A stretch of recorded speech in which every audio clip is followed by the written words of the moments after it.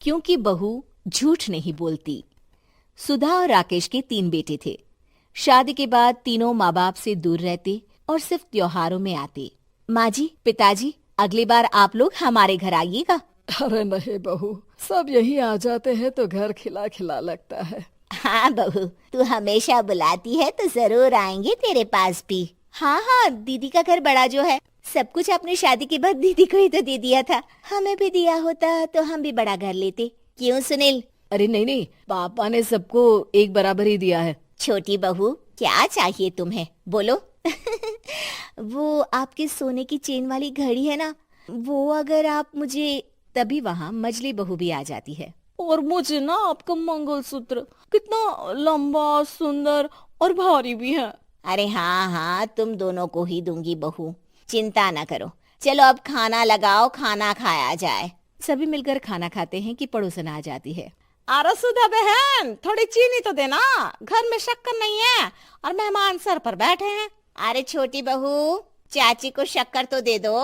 अरे मजली दीदी, आप दे दीजिए ना, मैं यहाँ कम आती हूँ तो मुझे पता ही नहीं है कि सासू माँ सारी चीजें कहाँ रखती है। और तुम, मैं कौन सा यहाँ रोज शक्कर फाँकने के लिए आती हूँ, मुझे भी नहीं है पता। तभी बड़ी बहू हाथ में चीनी की कटोरी लेकर आती है। चाची, शक्कर आप लोगों का बड़ा सहारा है माँ जी और पिताजी को, वरना हम लोग तो यहाँ रहते ही नहीं। आप जैसे पड़ोसी हैं तो हम निश्चिंत है। और जीती रहे बहू, अब तो ये घर पड़ोस कम परिवार ज्यादा लगता है। सुधा अपनी बड़ी बहू को देखकर बहुत खुश रहा करती थी। वो उससे अक्सर घंटों बात भी किया करती, लेकिन दोनों दूसरी बहुओं का भी वो समझती थी कि शायद छोटी है, वक्त आने पर संभल जाएंगी। समय आ जाता है जब सभी को वापस जाना होता है। माँ जी, हम लोगों की फ्लाइट पहले है, हमें इजाजत दे। वो सास के गले लगकर चली जाती है। थोड़ी देर बाद छोटी बहू कहती है, माँ जी, मैं ना ये सोफे के कवर और चादरें ले जा रही हूँ, यहाँ तो ऐसी ही पड़ी रहेंगी। हाँ हाँ बहू, ले जा। और कुछ चाहिए तो बोल। और तो चाहिए बहुत कुछ, पर चलिए कोई बात नहीं, अगली बार ले जाऊंगी मैं। ऐसे ही मंजली बहू भी घर का बहुत सारा सामान ले जाती है। सभी के जाने के बाद सुधा राकेश से कहती है, घर कितना सूना लग रहा है ना। हाँ, और खाली भी। तुम्हारी दोनों बहुएं सब बटोर गई।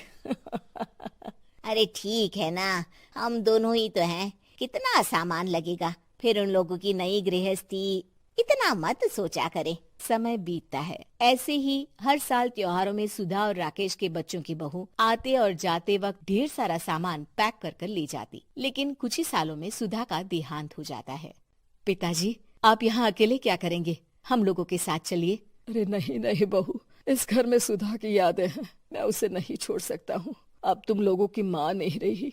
देख लो, वैसे तो मैंने उसके जीते जी सब कुछ दे दिया है, लेकिन कुछ उसका पर्सनल कीमती सामान था जो ये है, ले लो। सामान में होती है एक घड़ी और एक मंगलसूत्र। माँ जी ने कहा था कि वो ये घड़ी मुझे देंगी। हाँ हाँ, पिताजी, माँ ने सबके सामने ये घड़ी सरिता को देने के लिए कहा था। उठा लो सरिता माँ की घड़ी। अब क्या था, छोटी बहू फट से घड़ी उठा लेती है। और पिताजी, ये मंगलसूत्र तो माँ ने मुझे ही देने को कहा था, याद है ना? वो सभी की ओर इशारा करती है। तू भी ले ले ये हार बेटा, कोई बात नहीं। मंजली फटाक से हार उठा लेती है। ससुर बड़ी बहू की तरफ देखते हैं। तुझे क्या दूं बेटा? पिताजी, माँ ने एक चीज मेरे लिए भी रखी है। सभी के कान खड़े हो जाते हैं कि आखिर सास ने क्या रखा होगा बड़ी के लिए। अरे माँ जी तो दीदी से प्यार भी ज्यादा ही करती थी, हमेशा उनसे बात किया करती। जरूर कोई बड़ी और अपनी प्रिय चीज दी होगी दीदी को। और देख लेते हैं ना, वरना तो हम भी बराबर का बंटवारा करेंगे। हाँ, कर लेना बंटवारा। लेकिन बड़ी बहू, बताओ तो, सुधा ने क्या रखा है तुम्हारे लिए?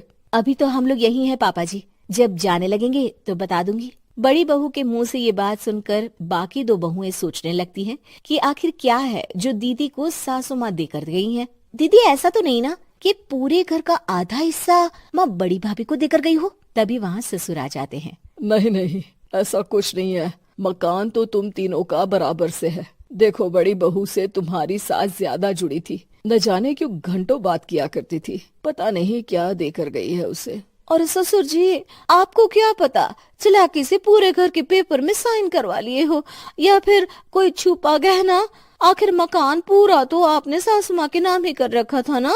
अब घर में ये सस्पेंस बन जाता है कि आखिर बड़ी बहू क्या लेकर जाएगी। फिर वो दिन भी आ जाता है जब बड़ी बहू के जाने का समय हो जाता है। बेटा, परसों तुम चली जाओगी, बताया नहीं, माँ ने तुम्हें क्या दिया? घड़ी और हार जो बेशकीमती था और तुम्हारी सास को सबसे ज्यादा प्रिय था, उसका तो बंटवारा भी हो चुका है। अब तुम्हारी बारी। हाँ पिताजी, आज मैं ये बात बताने ही वाली थी। माँ ने मुझे उससे भी बेशकीमती चीज दी है, और वो है आप। आपसे अधिक प्रिय उन्हें कुछ नहीं था। माँ चाहती थी कि आप मेरे साथ रहें। चलिए पिताजी। बेटा, मेरे पास तो कोई पेंशन भी नहीं है और ना ही कोई प्रॉपर्टी। लेकिन आपके पास संस्कार है पिताजी, जो मेरे बच्चे आपसे लेंगे, तो आपको ले जाने पर स्वार्थ ही है मेरा। चलिए ना पापा। सभी के सामने पिताजी बड़ी बहू और बेटे के साथ उनके घर चले जाते हैं।